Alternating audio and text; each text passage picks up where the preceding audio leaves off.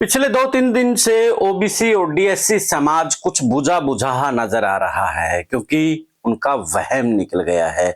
उन्हें लगता था कि जो सत्ता चल रही है या सत्ता में बैठे प्रमुख लोग हैं वो हमारे हैं।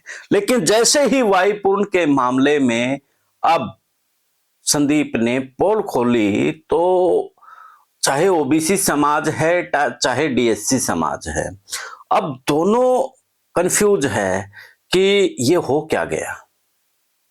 हम तो सोच रहे थे कि हमारा सीएम है, हम सोच रहे थे कि हमारे पावरफुल कैबिनेट मिनिस्टर हैं, लेकिन यहां तो मामला कुछ और ही निकला। यहां पर जो पावरफुल है, यहां पर अधिकारी पावरफुल है, यहां पर यानी कि यूं कहें कि मनोहर लाल खट्टर, यानी कि जिस मनोहर लाल खट्टर वर्ग से आते हैं वही वर्ग पावरफुल है। चाहे सैनी है, चाहे कृष्ण बेदी है, चाहे कृष्ण पवार है, तमाम जो मुख्यमंत्री और मंत्री हैं वो तो महज एक कठपुतली हैं। ये कड़वा सवाल, ये कड़वा सच आज का है साथियों। तो आप भी क्या कहेंगे इस कड़वा सच को लेकर के कि क्या ओबीसी और डीएससी के साथ ये बद्धा मजाक महंगा पड़ेगा या फिर नहीं? कमेंट में जरूर बताना। और बढ़ते हैं आगे, उससे पहले चैनल को फॉलो शेयर और सब्सक्राइब भी कर लेना।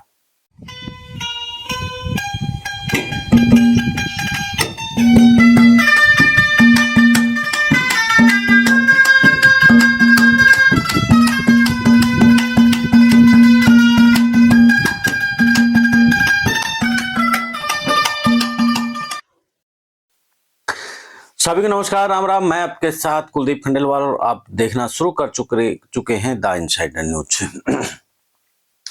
पिछले लगभग 8-10 दिन से प्रदेश के अंदर जातीय माहौल बड़ा रंग यानी कि एक डरावना सा लग रहा है। जो लोग अपने आप को ये सोचते थे कि अब जातिवाद खत्म हो गया है, लेकिन जिस तरीके से अब जातिवाद निकल करके आया है, चरम सीमा पर निकल करके आया है, उससे हर कोई हैरान परेशान है कि इतना जातिवाद है।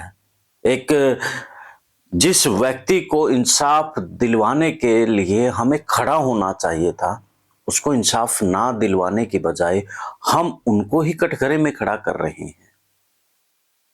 पिछले दिनों जब हिंदू मुसलमान को लेकर के देश में तनाव होता था और जब किसी बेटी के साथ, किसी छोटी सी बहन के साथ रेप होता, तो वहां पर जब भारत माता की जय, जय श्री राम इस तरह के नारे लगते तो मन विचलित हो जाता कि हम किस दिशा में जा रहे हैं। हमारी जो इंसानियत है वो इंसानियत अब नहीं रही है। हम एक प्रकार के राक्षस बन चुके हैं।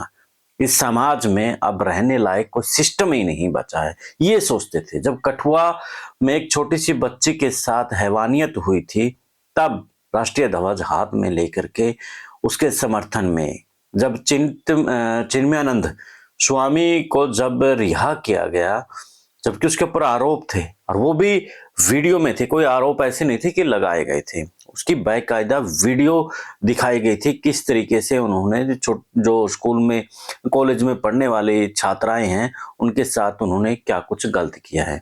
लेकिन उसके बावजूद भी उसके गले में फूलों की माला पहना करके भारत माता की जय, जय श्री राम का नारा लगा दिया जाता है। देखो दोस्तों, मन बड़ा विचलित हो जाता है। मन इसलिए विचलित हो जाता है क्योंकि हम लोग अपने आप को ये कहलाते हैं कि हम एक इंसान हैं, सोचने समझने की परख रखते हैं, लेकिन हम जिस तरीके से आगे बढ़ रहे हैं वो लग नहीं रहा है कि अब इंसानियत इंसानों में रही है। अब एक तरफ संदीप लाठर सुसाइड कर लेते हैं, दूसरी तरफ वाईपूर्ण सुसाइड कर लेते हैं, लेकिन यहाँ पर जातीय चश्मे से उनको देखा जाता है, ना कि इंसानियत के नाते से। जबकि इंसानियत सबसे बड़ा धर्म है और सबसे बड़ा जात है, इंसानियत से बड़ी कोई चीज नहीं है। लेकिन यहाँ पर जात सबसे बड़ी बना दी गई। यहाँ ना कोई इंसाफ है, ना कोई कुछ और है। तो खैर, मैं अब उसी मुद्दे पर आता हूं। जिस तरीके से ओबीसी और डीएससी समाज जब 2024 के चुनाव थे और चुनाव जीता गया था, तो दोनों में बड़ी खुशी थी कि ये जो सत्ता आई है ये हमारे बलबूते पर आई है। अब अगर आप सोशल मीडिया पर जाकर के देखेंगे, सोशल मीडिया के ऊपर जो राजू सैनी है या फिर कुलदीप सिंह है, ऐसे बहुत से नाम हैं। आप सुमित भी, बल्कि जो खुद चौधरियों के वर्ग से आते हैं, वो भी अब खिल्ली उड़ा रहे हैं इस बात को लेकर के, और वो अपने ही समाज पर भी सवाल खड़े कर रहे हैं। जिस तरीके से अब जो खेल हुआ है, इस खेल में संदीप भारती ने हर सिस्टम को एक्सपोज कर दिया है। बेशक से उसको आप गाली दें, लेकिन उसने एक सिस्टम तो ये दिखा दिया है कि लोग बेशक से पढ़ लिख गए हो, लेकिन जो जातीय खेल है ना, उसमें वो आदमी अनपढ़ हो जाता है।